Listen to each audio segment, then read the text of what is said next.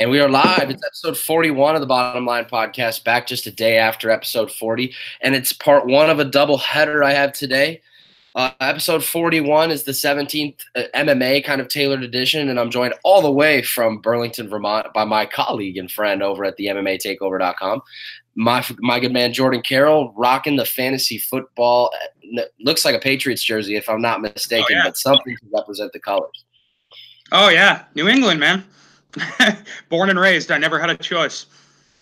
And they looked pretty good yesterday. I thought they shut down Deshaun Watson effectively, and that was to my detriment because Deshaun Watson was my starting quarterback this week. Yeah, I was surprised with the defense. Offensively, they were pretty sloppy, actually. They made a lot of mistakes. They came close to turning the ball over. They fumbled a couple of times. Luckily, they were able to recover, but defensively, I was blown away. I thought they looked fantastic, better than they have in years. I thought they looked better than a lot of people did expect. And while this isn't a fantasy football tailored type podcast, you and I both can appreciate and love the American. Not so much a pastime. Baseball is the pastime, but we all know that football is America's game, and that's something that you and I might have to get on and talk about later too. Who you got anybody? You play fantasy, right? Oh yeah. You got anybody going tonight, or anybody going against you tonight? I think all I have. I'm in 2 leagues. And I have the Rams defense tonight. But in that league, I'm already like 30 points up. So before we dive into UFC 228, I'm gonna ask you if you. I'm in 2 leagues as well. I think I've got the win in both, but it's like, no. So in one league, I'm up by 30. I'm done, but he's got Todd Gurley, PPR, up 30 though. Todd Gurley's capable though. I know. I mean, he goes for 130 yards, a couple of touchdowns, and 5 or 6 catches. That's all it takes. I picked up John Connor last week, and I started him in my swing spot, and I got 35 points, I think. Wow. From him. Wow. So, yeah, Gurley's capable of it, but I don't know. And he's been inconsistent. Yeah, he has, for a fact. And then in my other league, I'm up 10. I have Golden Tate, and he has Amari Cooper. I like your chances there. I think I'm sitting solid in both, to be honest with you. I mean, 30 is a lot to ask still from Gurley, so. Yeah, and who knows with the Raiders, man? I mean, they kind of had that flash in the pan year, what was it, 2016? Yeah. And then last year, they just tanked. Cooper was awful. Derek Carr was mediocre. I mean, the Raiders really regressed last year. So yeah, I thought the offensive line was a little bit to blame for most of those problems. And there's a lot of moving parts to football, as there is to mixed martial arts as well. And we'll get right into the good stuff. And UFC 228 took place live from American Airlines Center in Dallas, Texas, and none other than in the main event, we had another, and it seems to me like this is almost becoming a trend, but once again, a champion holds serve as a slight betting underdog, and Tyron Woodley is and still 4 minutes, 19 seconds into round 2 with the Darce. What did you think of his performance? I thought he looked absolutely fantastic. I definitely thought, I didn't see Till winning that fight. I really didn't. If I'm being completely honest, I think Till was maybe getting a little more hype than he should have coming in. I don't think he beat Wonder Boy. I scored that fight for Wonder Boy. I did too. And other than that, his only relevant win really is, or win over a relevant opponent, is we'll say slightly past his prime Cowboy Cerrone, So it reminded me a lot, I'll say, of Stipe Miocic and Francis Ngannou. It screamed too much too soon for Till. I think he's loaded with potential, but Woodley's That guy is scary.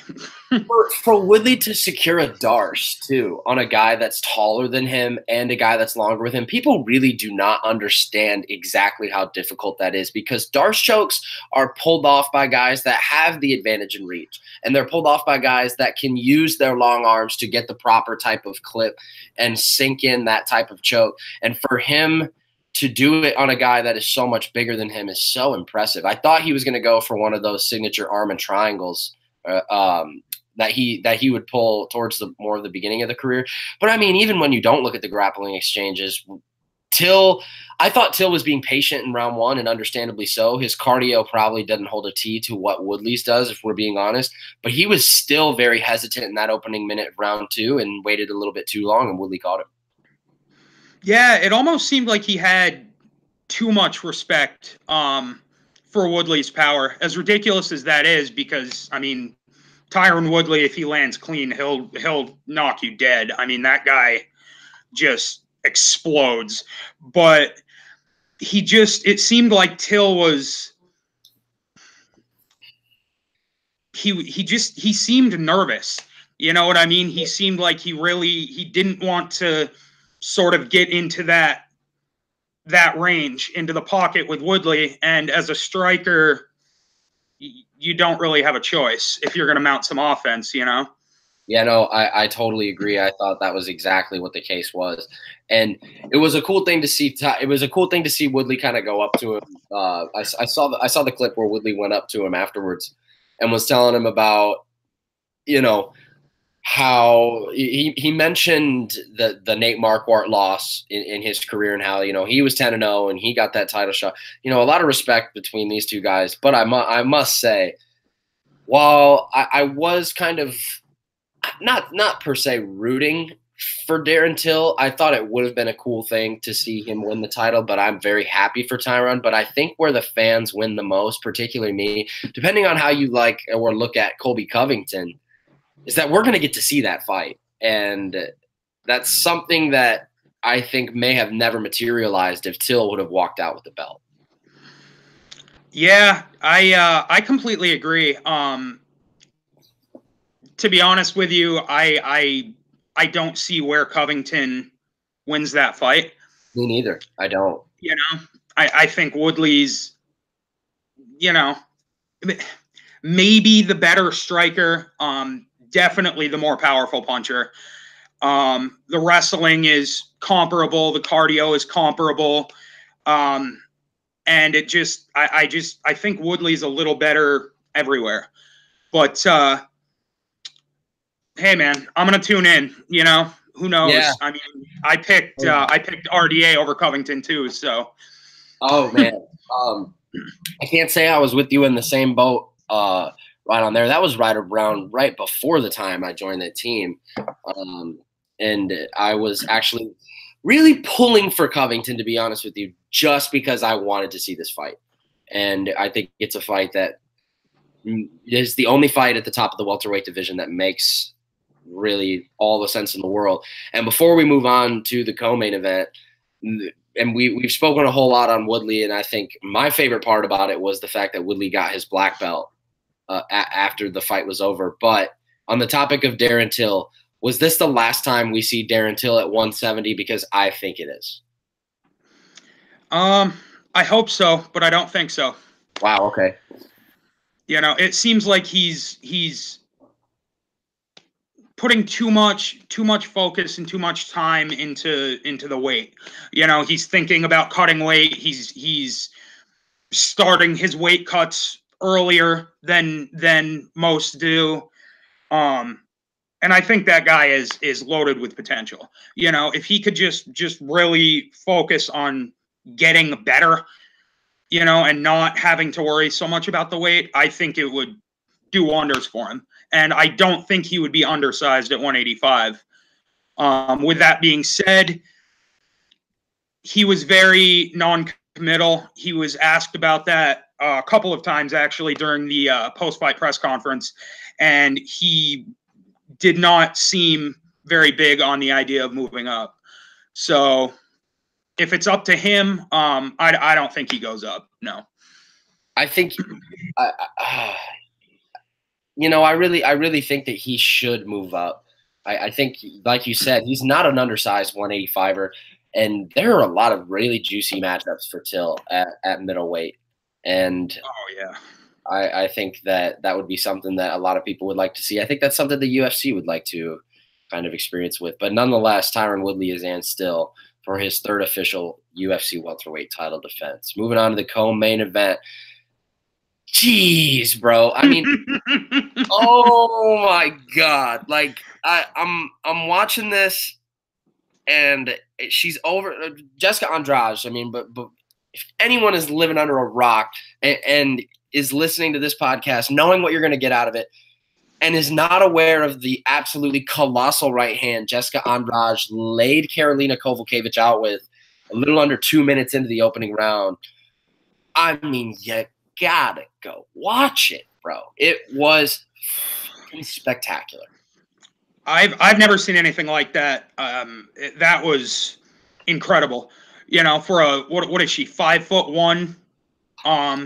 Probably walks around at right around 135, 140. Yeah, I'd say so. To generate that kind of power, I mean, she's a strong girl for her size. She has powerful wrestling. She hits hard, but that kind of power at strawweight is just not something that you see. That was just I'm still blown away. I mean, it's been 2 days and I'm still not completely out of shock, No, dude, me neither. And me and my girlfriend are sitting in the living room watching this as it unfolds, and she's a huge Joanna Jacek fan. And so, whenever the strawweights do make their way to the octagon, she kind of takes what's happening with a little bit more invested interest because she likes the UFC, but obviously, she's nothing like myself, and understandably so. But when the strawweights do begin to fight, she does take a little more invested interest. And even when that punch landed, she was like, like it was so incredible. And, it ended up being a $50,000 punch, the one that got her the post-fight bonus. And especially, and we'll get to Tatiana Suarez shortly. I think a lot of people, including myself, have Tatiana Suarez donned as a future this and future that. But with Jessica Andrade sitting pretty in the position she is right now at number 2 and how well she performed against Kowalkiewicz, you've got to think there is nobody else that's up for Rose next other than her. Oh, no. To be honest with you, I think you could have given her the title shot before that fight. Yeah, I agree. Andrade is a problem. She is a huge problem for Rose Namajunas and everybody else in that weight class. She's, if I'm, for example, if I'm Tatiana Suarez, if I'm her manager, I'm staying the hell away from Jessica Andrade as long as I can. Yeah. She's a huge problem in that weight class. Yeah, and I think she's a bad matchup for Rose. The blueprint to be here kind of might be held in Joanna's hands just because of how smart a fight Joanna put with her.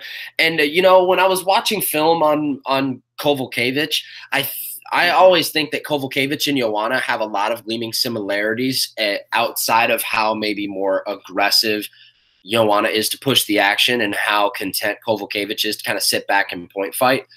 But with the way that they do kind of strike and keep their distance, I think they're really similar.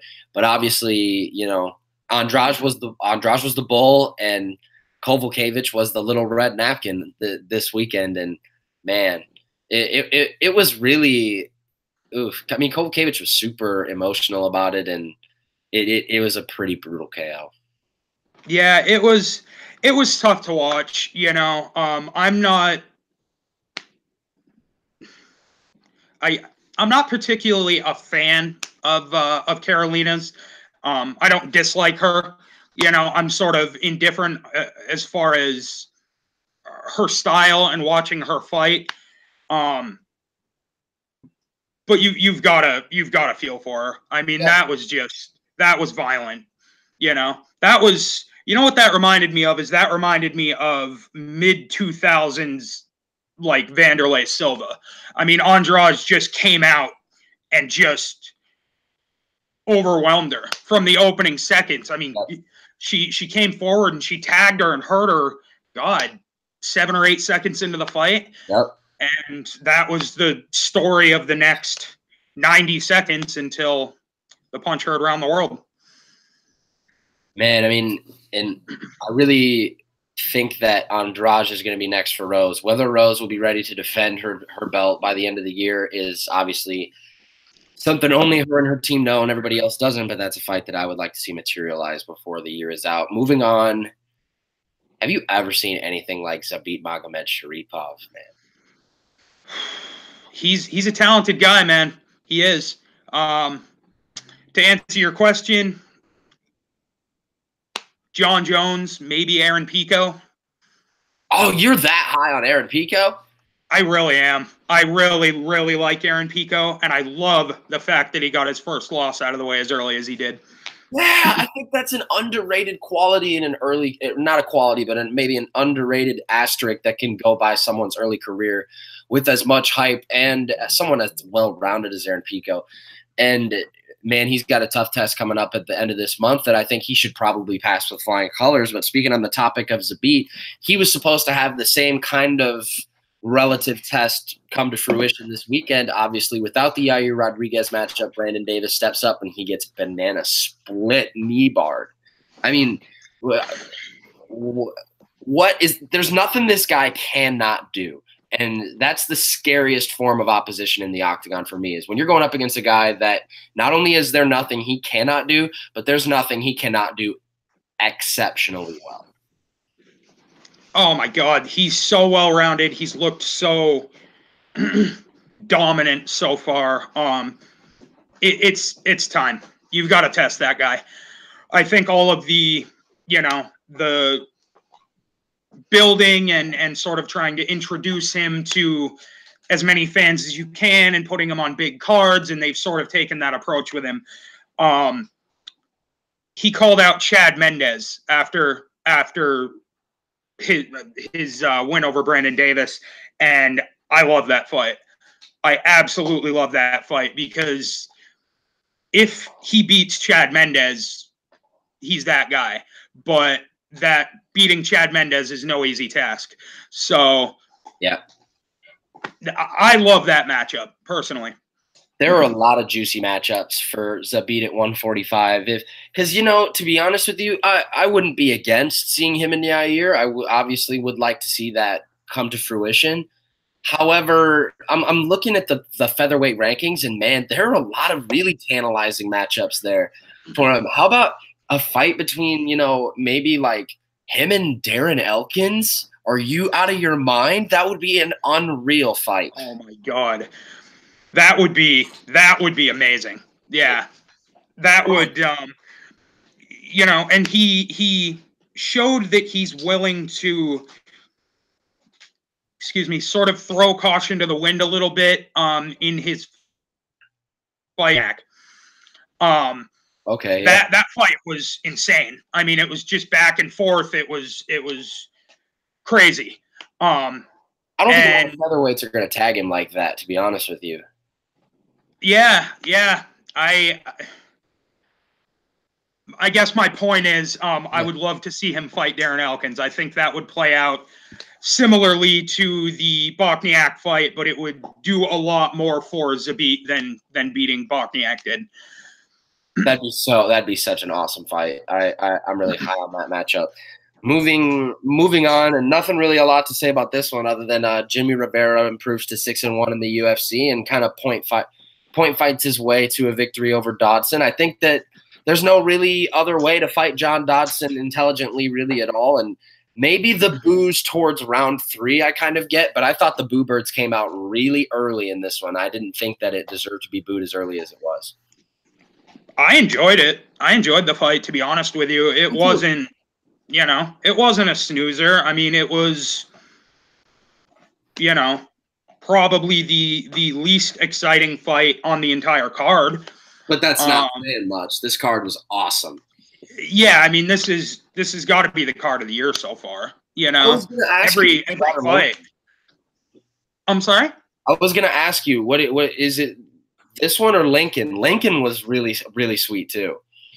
Lincoln was good. 228 gets my vote, man. Wow.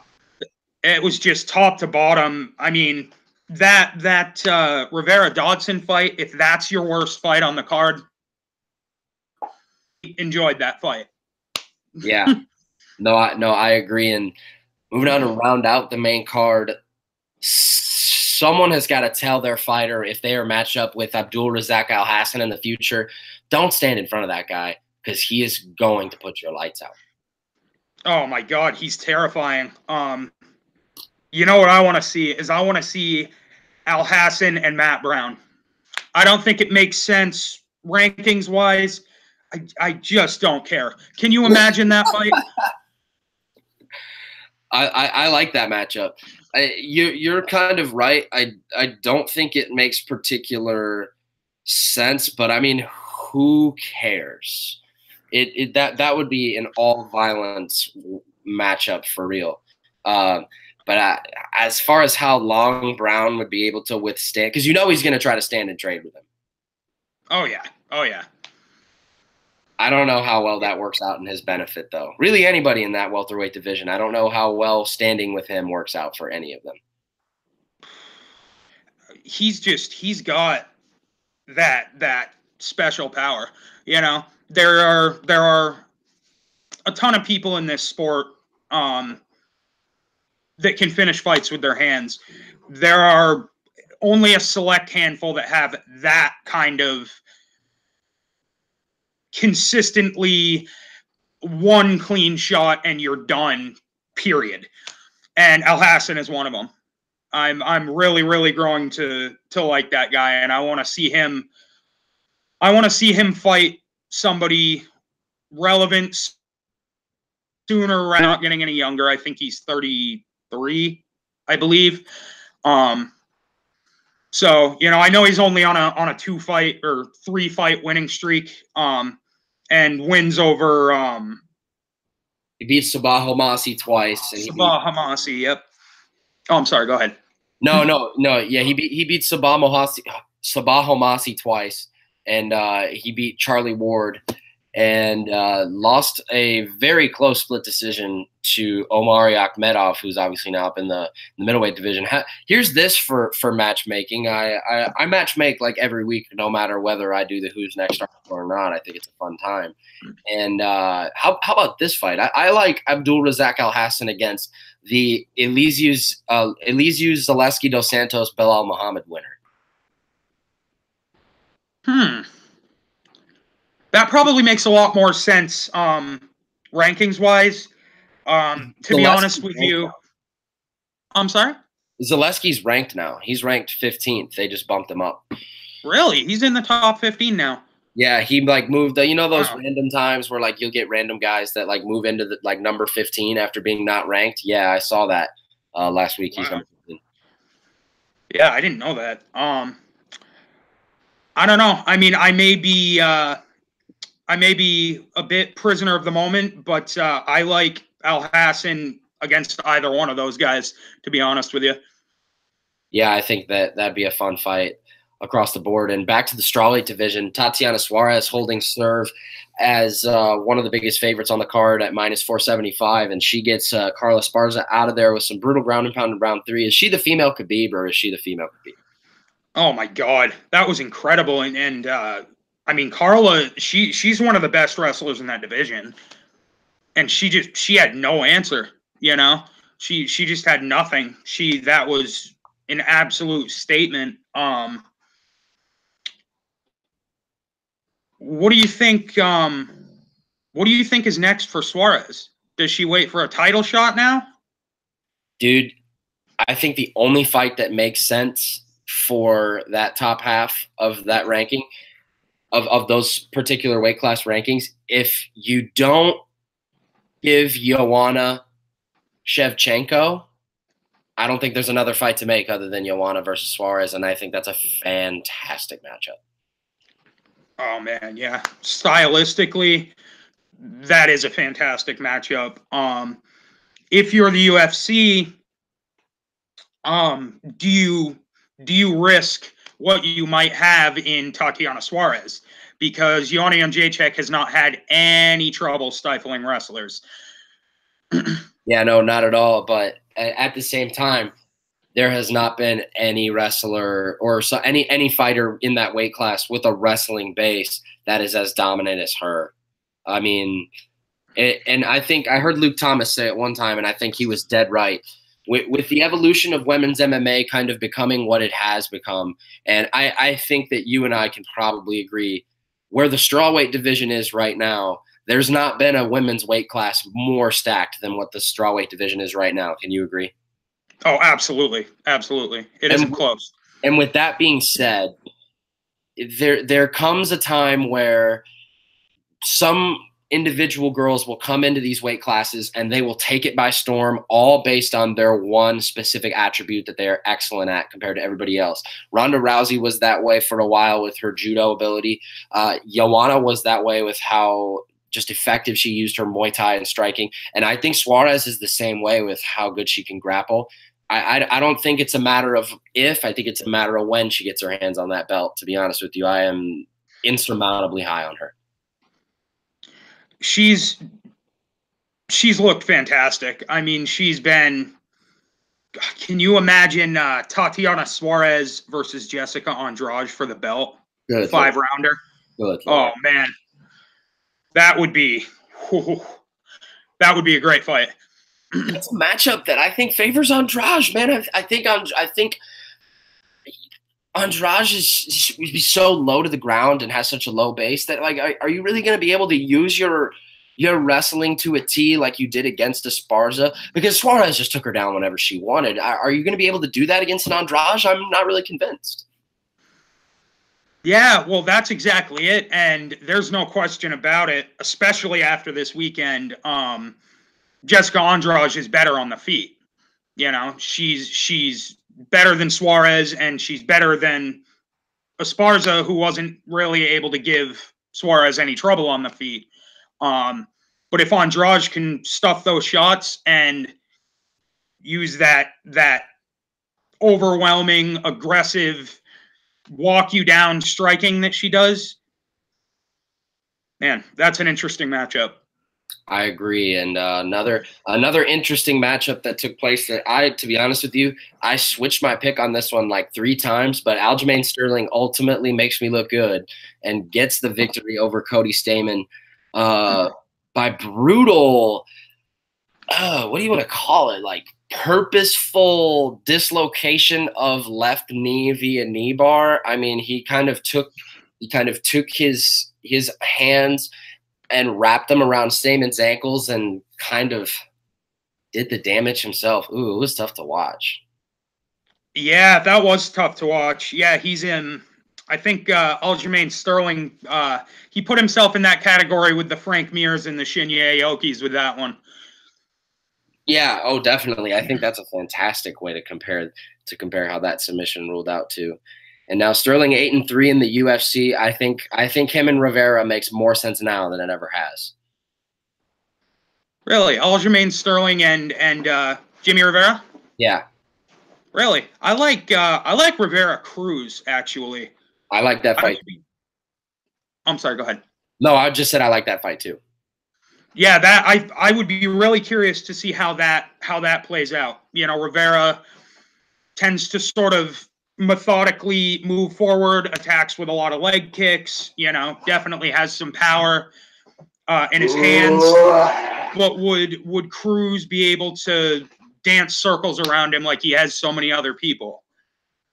Yeah, I'm so ready for Dominic Cruz to come back to the octagon, man, to be honest with you. I think there's a lot of good matchups for him at 135, and 135 is the weight class I've been saying for weeks now. I think 135, especially with how loaded it is, towards maybe not so the bottom of the ladder, but towards where we have new up-and-comers, like guys like Petr Yan, who we will talk about before this episode is up, guys like Sean O'Malley, guys like Manny Bermudez, guys like Ricky Simone. This class has a lot to like as far as future up-and-comers are concerned.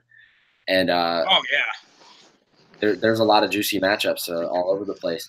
Moving on at welterweight, Fortis MMA almost went clear across the board, but man, the most impressive kind of alpha bell performance might have been from Jeff Hands of Steel Neal with an absolutely blistering high kick KO of Frank Camacho.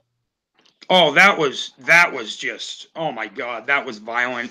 That was absolutely violent. That was just sorry for the record, sorry for the background noise. My dog is sick. My dog's sick. He's so he's sort of gagging and coughing and stuff like that. I hear that, man. Yeah, and he just started his medication today, but it's not helping yet. But there's no demons floating around my house, I assure you. But yeah, that was incredible. That was actually the first time I've ever seen Neil fight. I had heard of him, but I had never seen him fight before, and I was blown away. He looked fantastic with his striking, and he got Brian Camozzi out of there in round 2, I believe, in his debut back in February with the submission. So I really like his prospects in the welterweight division, especially a really stacked welterweight division. I think he has a chance to stand out. Moving on, Darren Stewart cashing in as the plus 165 underdog with a very resilient comeback win and an elbow behind the ear of Charles Byrd that sent him down to the canvas. I thought this was such an impressive win from Darren Stewart, especially given where Stewart was fight before last, 0-3 in 4 appearances in the UFC.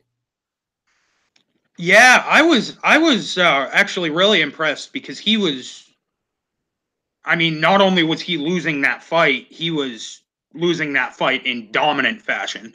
He was getting picked apart. He got hurt a couple of times. It was kind of starting to feel like it was just a matter of time until Byrd was going to put him away. And like you said, just that elbow up against the fence, and it just turned the tide like that. Yeah. And you got to feel good for him, especially with how emotional he was after his win over Eric Spicely. And that fight was, of course, a fight that had both guys' backs against the wall, and seemingly so. Eric Spicely cut from the roster since. How about Diego Sanchez, though? And I'll kind of pair these two together. Diego Sanchez and Jim Miller winning on the same card. It's like it's 2012 again, man. I know. That was great to see, wasn't it? For both of those guys. It's they're both sort of starting, at least for me, to cross into that category of guys that I almost don't want to watch anymore, because you have a soft spot for the guys that were around sort of when you first started to maybe get into the sport or first started ordering pay-per-views or whatever it is. And Jim Miller and Diego Sanchez were 2 of the first guys that I really enjoyed watching, and they've both been finished like violently on more than one occasion recently. So it was really, really cool. Like you said, it was a bit of a throwback there on the Fight Pass prelims. It was nice to see. Yeah, it was, and the fight of the night actually took place on the Fight Pass prelims. And dude, let me just be the one to say quick, I am a constant and overly consistent basher of the women's bantamweight division, but I ate my words, man. And when Irene Aldana and Lucy Pudilova put on a show over 15 minutes. I mean, that it was a fucking tremendous fight in a division that, like I said, I really have not a whole lot of good words to say about more often than not. Yeah, that's what everybody's saying. I actually missed that fight, and I haven't gotten a chance to watch it yet. Yeah, and that was all I was seeing. It was on Twitter, and all the guys on the team for the website were talking about it, and I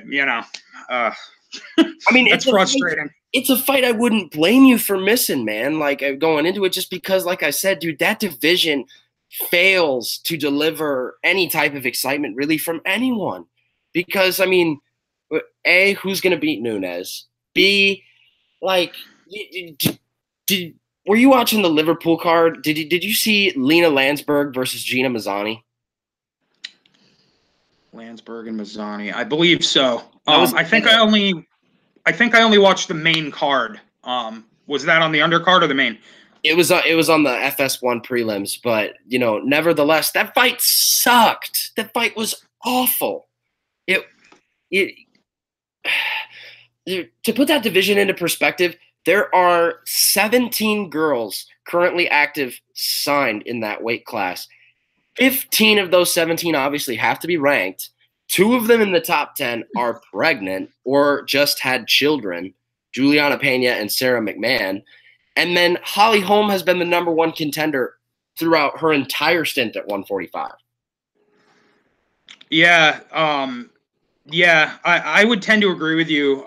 Bantamweight, women's bantamweight it's become pretty stagnant, without Ronda Rousey and without Miesha Tate and Holly Holm. Like you said, she's gone up to 145. And those 3 were sort of carrying that division in terms of like star power and general fan excitement. And obviously, Miesha and Ronda are done. They're not fighting anymore. And Holm's not in the weight class anymore. And like you said, I mean, who beats Amanda Nunes? No. I mean, you could make the Zingano rematch, I guess. I don't think Zingano beats her again. I think Ketlin Vieira is probably head and shoulders above everybody else not named Amanda Nunes, to be honest with you. I think she's really, really good. Yeah, she has looked good. I forgot about her. She's supposed to fight next weekend, but now that she's out of that fight. Yeah, that's they're hurting for star power in that division, And then of course Shevchenko is looking more and more like she's going to be the flyweight champion now, or at least fight for the belt. Amanda Nunes is really the only female bantamweight that I personally get particularly excited to watch. Yep. And leading off the card was Jared Brooks getting a much-needed split decision win over Roberto Sanchez, so back-to-back split decisions to start the card, and then, kind of the rest of the card really did deliver. And I wish I wasn't so pressed for time, but we got some Moscow picks to make, and absolutely. All of the odds I will be presenting to you are courtesy of betonline.ag. Let's see. Okay. So we'll start obviously at the top. It is a couple of ranked heavyweights. Number 8, Mark Hunt, taking on number 11, Alexei Oleinik. Mark Hunt currently, as it stands, sits at – oh, this didn't update in my phone. That's devastating. Mark Hunt currently sits as the favorite at -210 and Alexei Oleinik at +180. I think that John Kavanaugh said it best. How are you going to Ezekiel choke a guy without a neck like Mark Hunt? Oh, that's so funny. That's awesome. That's terrific. Yeah, I've got to go with Hunt. Oleinik is he's interesting. Of course the Ezekiel chokes are the number of those that he's pulled off in his career is just mind blowing. Yeah. I don't think he's going to end up on his back with Mark Hunt, unless he's unconscious. So that's a good got to take Mark Hunt. Super interesting fight in the co-main event. You got Jan Blachowicz, who almost had his back against the wall in the UFC until up to the point where he picked up a standing bulldog choke win over Devin Clark last October.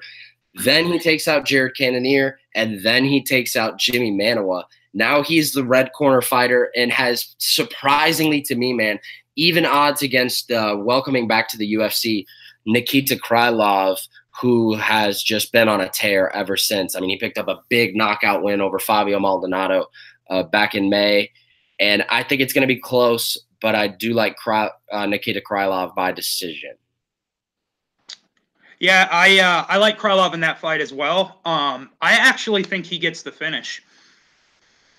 I wouldn't be surprised. Blachowicz he's a tough guy.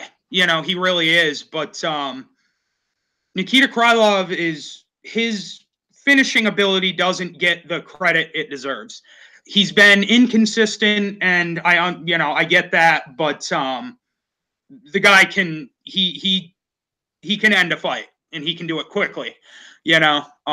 So for me, it's Krylov by knockout or TKO in that one.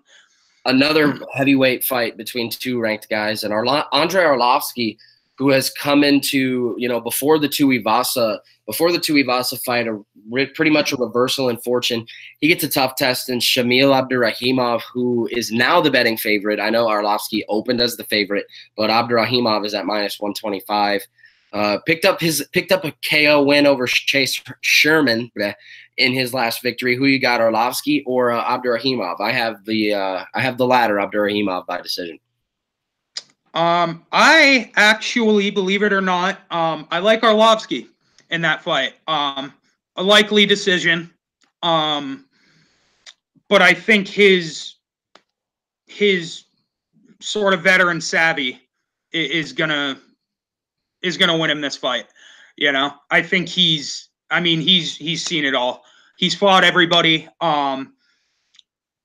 I don't think he's going to be contending for the title again before his career gets over, or career is over, excuse me. But yeah, I like Arlovsky by decision, and I don't think it'll be particularly close. I think he probably wins all 3 rounds. Okay, and then moving on. This is a fight I'm very glad they put as the main card curtain jerker on UFC Fight Pass. A guy that we are going to be hearing a lot more about, I promise, and you'll be able to read all about him in my segment on the MMA Takeover.com this week, Octagon Jitters. A guy I'm really high on, man, making his UFC debut, Alexei Konchenko, 18-0 overall.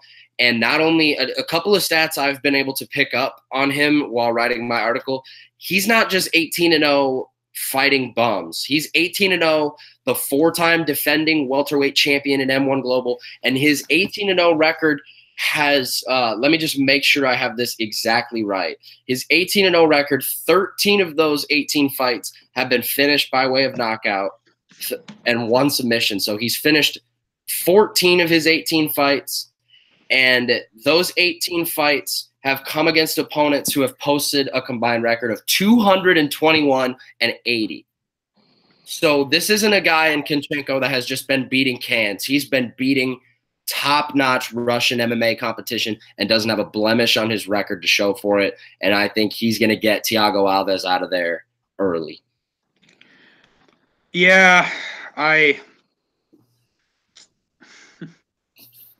God, I want Alves to win. Sort of going back to what we were talking about with Jim Miller and Diego Sanchez. Yeah.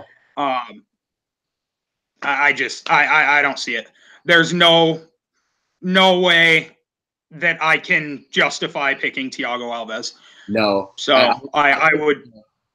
I don't think there's a whole lot of ways he can win the fight. No. He's always dangerous. He has good kicks. How old is Alves? He's 34. I believe that's exactly correct. I can fact check that real quick. He is he was born in 83. Yeah, he's 34. You got it right on the dot. Yeah, and he's a really, really old 34. You know what I mean? He's been around. Yeah. God, he was. My God, man. He challenged for the welterweight title. Yeah, he's been around forever. He was actually one of John Fitch's only finishes in the UFC. Yep. John Fitch finished him with an up kick back in 2006. Yep. And based on his last fight, who was it? Millender, I believe, right? The big knee. Millender. The UFC is doing that guy no favors by giving him Millender and Konchenko in back-to-back fights. Yeah, they're really not. Yeah, I've got to take Konchenko. Fingers crossed for Alves. If he wins, I will be ecstatic just because I've always been a fan of his. But there's no way to justify picking him to win the fight. No, I agree. And then the featured prelim will be CB Dalloway up against his third different opponent. First, it was Omari Akhmedov. Then he got another M1 global champion in Artem Frolov. And now he takes on the 13-2 Khalid Murtazaliyev. I tend to think that Dalloway's chin is deteriorating and that Murtazaliyev is going to catch him and clip him in round 1. Yeah, that's pretty much to a T how I see that fight playing out. And to be honest with you, I don't know that Dalloway ever really had much of a chin. No, I mean, no, even in his prime, you know, he never took the best shot. No. That's a guy that Murtazaliyev is a guy that the only guy I have not gotten to for Octagon Jitters yet, just because, you know, that opponent change has happened 3 times and it's like, oh my God. But moving on, Petr Yan, who looked sensational, finishing Teruto Ishihara back in Singapore in June, and he gets the newcomer Jinzu Son on the wake of a removal of Douglas Da Silva de Andrade. Jinzu Son, another guy you'll read from me on Octagon Jitters, but a guy that literally I found almost nothing on as far as tape is concerned. I literally found almost 0. Wow. Yeah. To be completely honest with you, Jinsu Son, I don't know anything about the guy. I couldn't find any film on him anywhere. No, I don't even know that the guy has a Wikipedia page. He trains under Korea. He trains at Korean Zombies gym. Okay. That's all I know about him, man, to be honest with you. That, and he's 9-2 and making his debut, and he's a big underdog and should be against a guy with the power of Petr Yan. Yeah. I'm half tempted to pick Susan in that fight because you've seen this kind of thing before, though. You know what I mean? Yeah, I do. I think the wheels are turning a little bit on what you're saying. Yeah, it just kind of, it seems like almost every time that the MMA community sort of comes to a consensus opinion about something, it goes the other way. You know, yeah. Derek Lewis versus Francis Ngannou is going to be the most violent knockout in MMA history, right? Wow. You know, with that being said, that guy, I'm going to go with Jan. There you go. And then Cajun Johnson has basically already said, he said to James Lynch, he believes that his back against the wall in this fight against Rustam Khabilov, and I don't think there's a way that he wins that fight. Oh, I love Rustam Khabilov. I don't know why he's not more highly touted than he is. I believe he only has 2 losses in the UFC. I remember he lost to Ben Henderson. What's his other? I know he has 1 other loss, and other than that, I believe he's undefeated in the UFC. Yeah, he lost a split decision to Adriano Martins. Other than that, I mean, he's won 8, so he's 8-2. He's on a 5-fight win streak. He's a bit of a decision machine, but I like Khabilov. 1-sided decision, probably a 10-8 round or 2 in there. Yeah, I see the same thing happening as well. You see anything other than Mairbek Taisumov round 1 KO over Desmond Green? Wasn't there some sort of legal issue with him? Yeah. Everything I've been led to believe, though, is that this fight's still happening. Surprisingly enough, I thought there was no way it could, but I think the fight is still on. Wow. Okay, I didn't see any news that it got pulled from the card. I sort of, I guess, just because that the Desmond Green situation was not looking so hot for him. No. I like Taisumov early KO. If Desmond Green is focused, I could see him pulling out a close decision. With that being said, I don't know how he could possibly be focused exclusively on this fight right now. Yeah. Yep. You know, so I'll go with I guess I'll go with Taisumov. Probably a late TKO or a decision. Desmond Green's a pretty tough guy. So Yep. A couple of light heavyweights who didn't get lucky in their UFC debuts, especially Magomed Ankalaev, who was dominating Paul Craig up until Paul Craig threw a Hail Mary triangle. And then Marcin Prachnio, who why are you putting your hands down and walking straight at Sam Alvey? I really don't know. Probably had to shake some cobwebs a little bit, but I think Ankalaev, despite his debut, getting caught in that triangle in the very last second, he was just moments away from becoming 11-0 and 1-0 in the UFC. I still think he has a high ceiling, and I think he wins this fight by knockout. Yeah, I picked him as well. I like him via decision, however. Cool. I think the most interesting guy that'll be on Octagon Jitters this week is Adam Yandiev. Adam Yandiev is an M1 standout who has faced a little bit of adversity. He hasn't fought since 2015 because of a couple of outstanding issues, and I won't ruin it now. I'll let you read and find out then. One of them had to do with, he was shot and had to kind of rehabilitate himself back into getting in fight shape. Originally supposed to face number 15 middleweight Christoph Jacko, but instead gets Jordan Johnson, who was a light heavyweight, dropping down to 185 on short notice. So there's a lot of interesting moving parts here, but I think Jordan Johnson does what he does best and out-wrestles Yandiev to a decision. Yeah, I completely agree. That's I have Johnson unanimous decision. And Ramazan Emeev takes on Stefan Sekulic, another short notice guy. I watched film on Sekulic. It definitely showed me nothing in way of the fact that he's going to beat Ramazan Emeev. I will say, though, Sekulic should be 13-1 instead of 12-2. He was dominating an entire fight against some Italian until he had an Anderson Silva moment and had a really brutal breaking of his leg. Ooh, man. Yeah, it was bad. It was like just as noticeable too. It's like one of those where you're like, oh shit. Yeah, those are tough to watch. Oh, it was terrible. It was terrible. Emeev by decision for me though.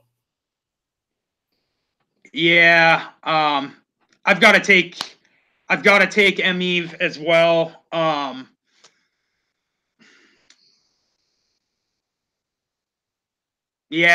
Yeah, I'm gonna say decision as well. I think the undercard is gonna be just loaded with decisions. To be completely honest with you, none of these.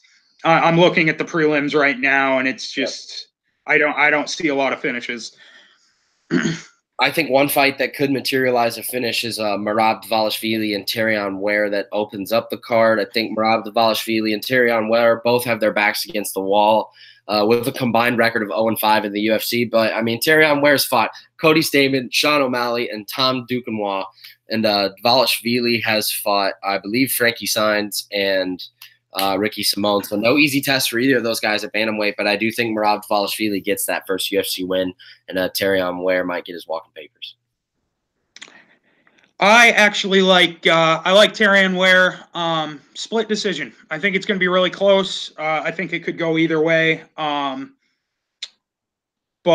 I don't know. I like Terrion Ware.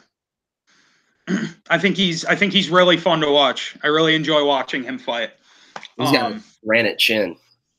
Oh yeah, big time. Yeah, his fight with the Contender Series guy there, Sean O'Malley. Yeah, his fight with Sean O'Malley was fantastic. I really enjoyed it. And not just because of all the crazy stuff that O'Malley does, but I thought Terrion Ware was a great dance partner for him. Yeah, man, I agree. And that brings us to the conclusion of this podcast, my friend. We had a little bit of issues getting started earlier, but I'd like to thank you. You were a fantastic second half to this podcast that wouldn't have been possible without a co-host. And thanks a lot for joining me, my man. Absolutely, man. Thanks for having me on. And anytime you want me to come back on to talk MMA or football, I'm up for it. So I think I might have to have you on for football next, bro. What do you think? Definitely. Absolutely. Preferably NFL, but I can even do college, whatever. We can do the NFL all day, my man. I'd like to thank you again for joining me, and I'll see you soon, brother. All right. That sounds awesome. I'll talk to you later, Davidson. Yes, sir, my man. Have a good one. All right. You too, man. Later.